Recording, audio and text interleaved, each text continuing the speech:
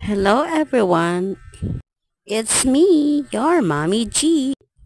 For today's video is, we're going to gala. Actually, daily routine namin to every time na pupunta kaming Baler. We make sure na lalakarin talaga namin mula Sabang hanggang munisipyo ng Baler. Since magjowa pa lang kami, mga year 2018, ginagawa talaga namin nato ni Papa. Gusto namin yung naglalakad sa tabi ng dagat habang nagkwekwentuhan. Siyempre, nagpipicture-picture na din. Basta masaya to gawin, kaya nakasanayan na namin siyang gawin talaga.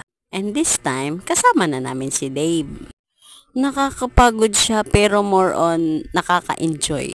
Kasi parang ano lang kami ni Papa, magtropa, nagchichismisan, nagkakwentuhan ng mga bagay-bagay.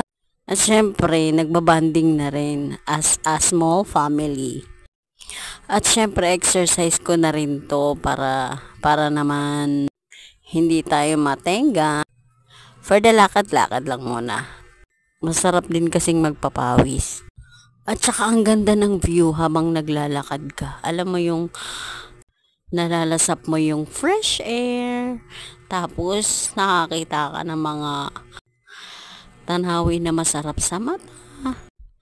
Walang pollution. Pwede kang kumain sa tabi ng daan na hindi ka makakaamoy ng usok. Pwede kang umupo sa tabi ng daan at kumain ng tinapay. Siyempre nagutom na ang aming pagkatao niyan. At for the hingal na rin ng mami nyo. Oh ha, kita nyo naman nakarating na kami sa munisipyo. Sobrang dami ng tao dyan. At syempre hindi ko na kinuhaan, bahala siya. Ang purpose lang talaga namin is makapagpa-picture dun sa Baler. At syempre, ipakita sa inyo ang munisipyo ng Baler na malinis, walang pinagbago kahit dumaan na ang bagyo last 2024. Ito pa rin siya.